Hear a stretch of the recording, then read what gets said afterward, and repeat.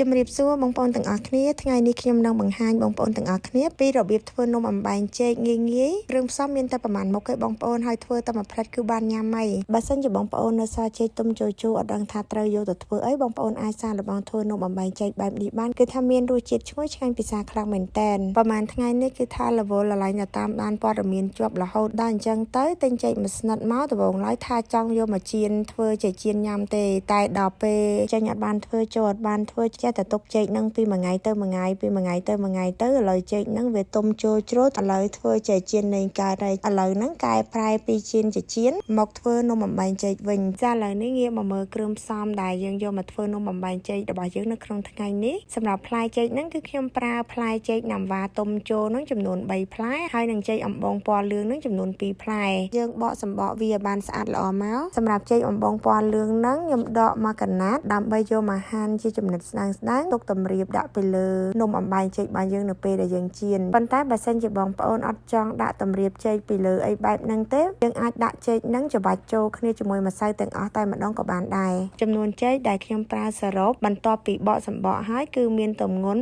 400ក្រាមបន្ទាប់ពីយើងបកសម្បកផ្លែចេកអីបានស្អាតហើយយើងយកកបិតកាត់វាជាកង់តូចទៅបន្ទាប់មកយើងក៏ច្របាច់សាច់ចេកហ្នឹងឲ្យរាងម៉ដ្ឋល្អតិចទៅបន្ទាប់ពីយើងច្របាច់សាច់ចេកហ្នឹងរាងម៉ដ្ឋល្អហើយយើងក៏បន្ថែមជាមួយនឹងអំបិលចំនួន1/4ស្លាបព្រាកាហ្វេស្ករសចំនួន40ក្រាមទៅ50ក្រាមទឹកក្លិនវ៉ានីឡាចំនួន1ស្លាបព្រាកាហ្វេសម្រាប់ទឹកក្លិនវ៉ានីឡានេះយើងដាក់ទៅដើម្បីបង្កើនរសជាតិក្លិននំរបស់យើងឲ្យកាន់តែក្រអូបឈ្ងុយបន្ទាប់មកខ្ញុំក៏ប្រើជាមួយនឹងម្សៅអង្ករខ្សាយចំនួន100ក្រាមឬក៏1ខាំម្សៅឆាចំនួន30ក្រាមហើយខ្ញុំក៏លាយជាមួយនឹងម្សៅអង្ករដំណើប20ក្រាមផងដែរប៉ុន្តែប្រសិនបើបងប្អូនអត់មានម្សៅអង្ករដំណើបឬក៏មិនចង់លាយជាមួយនឹងម្សៅអង្ករដំណើបទេបងប្អូនអាចប្រើម្សៅឆាចំនួនម្សៅដំណើបដោយយើងអាចដាក់ម្សៅឆាចំនួន50ក្រាមតែម្ដងក៏បានដែរហើយខ្ញុំក៏បន្ថែមជាមួយនឹងល្ងខ្មៅចំនួន1ស្លាបព្រាបាយផងដែរសម្រាប់ល្ងខ្មៅនេះបងប្អូនចង់ដាក់ក៏បានមិនដាក់ក៏បានដែរទៅតាមចំណូលចិត្តរបស់បងប្អូនទេបន្ទាប់មកខ្ញុំក៏បន្ថែមជាមួយនឹងទឹកខ្ទិះដូងដើមចំនួន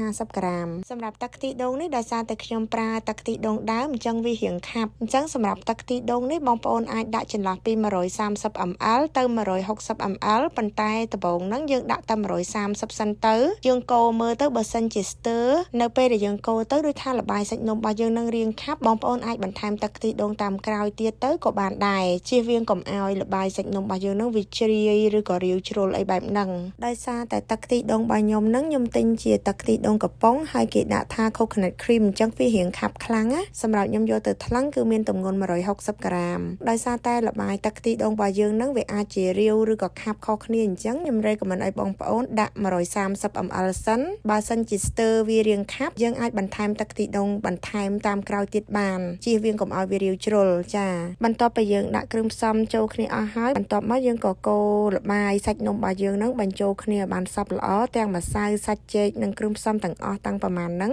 កូរចូលគ្នាបានសព្វល្អបន្ទាប់មកយើងក៏បន្ថែមជាមួយនឹងសាច់ដូងកោសសម្រាប់សាច់ដូងកោសនេះគឺយើងយកដូងរាងចាស់បងប្អូនកុំយកដូងទុំបើកាលណាយើងប្រើដូងទុំវាអាចធ្វើឲ្យនំរបស់យើងនឹងមានរសជាតិរាងស្កាតបងប្អូនចាអញ្ចឹងយកល្អយើងប្រើដូងចាស់រាងសគារាងខ្ចីបន្តិចហ្នឹងពេលដែលយើងញ៉ាំប៉ះសាច់ដូងទៅគឺធ្វើឲ្យនំរបស់យើងនឹងផ្អែមទន់ឆ្ងាញ់តែម្ដងបន្ទាប់ពីយើងដាក់សាច់ដូងកោសនឹងចូលហើយយើងក៏កូរច្របល់ជាមួយនឹងល្បាយសាច់នំរបស់យើងនឹងឲ្យបានសព្វល្អទៅល្បាយសាច់នំរបស់យើងគឺយើងយកទន់ល្មមប៉ុណ្ណឹងបងប្អូនចាបន្ទាប់មកយើងកម្ដៅខ្ទះរបស់យើងឲ្យក្ដៅចាក់ប្រេងឆាចូលសម្រាប់ខ្ទះហ្នឹងខ្ញុំrecommendឲ្យបងប្អូនប្រើខ្ទះ non stick pan គឺជាប្រភេទខ្ទះដែលអត់ជាប់បែបនេះបងប្អូនទើបងាយស្រួលក្នុងការចាក់នំយើងទៅវាអត់ជាប់ស្អិតពិបាកក្នុងការប្រែត្រឡប់នំយើងឥឡូវនេះបន្ទាប់ពីខ្ទះយើងមានកម្ដៅក្ដៅល្មមហើយយើងដួសល្បាយនំចេករបស់យើងដាក់នៅក្នុងខ្ទះហ្នឹងហើយយើងវីឲ្យសំប៉ែតស្ដើងមកល្មមណាបងប្អូនចាបន្ទាប់មកបើសិនជាបងប្អូនចង់តម្រៀបចេកជាប្រទេសស្ដើងនៅពីល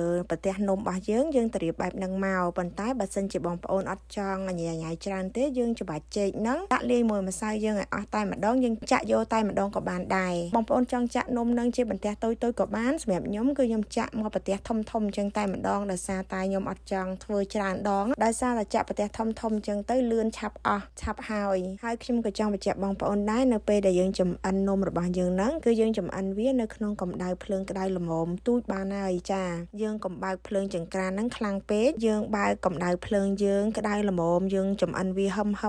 ឲ្យវាឆ្អិនសព្វល្អ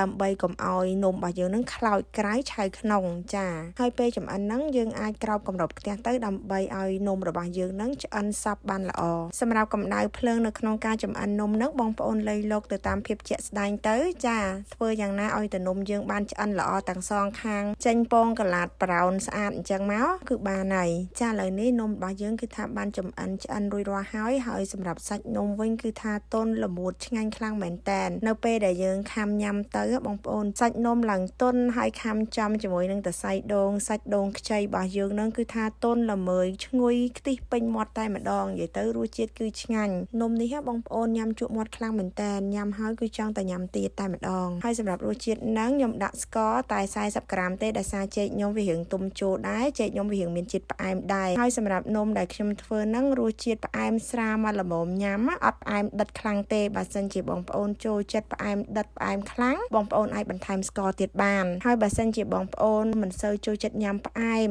អញ្ចឹងបងប្អូនក៏អាចបន្ថយបរិមាណស្ករទៅតាមចំណូលចិត្តរបស់បងប្អូនទៅចាសម្រាប់វីដេអូបង្ហាញពីរបៀបធ្វើនំអំបែងចេកនៅក្នុងថ្ងៃនេះគឺមានតែប៉ុណ្្នឹងទេបងប្អូនទាំងអស់គ្នាអរគុណច្រើនដែលបានតាមដានទស្សនាវីដេអូនេះតាំងពីដើមរហូតដល់ទីបញ្ចប់បើសិនជាបងប្អូនមានសំណួរឬក៏យោបល់អ្វីបន្ថែមបងប្អូនអាចខមមិននៅក្នុងខមមិនខាងក្រោមបានអរគុណច្រើនជម្រាបលាជួបគ្នាវីដេអូក្រោយ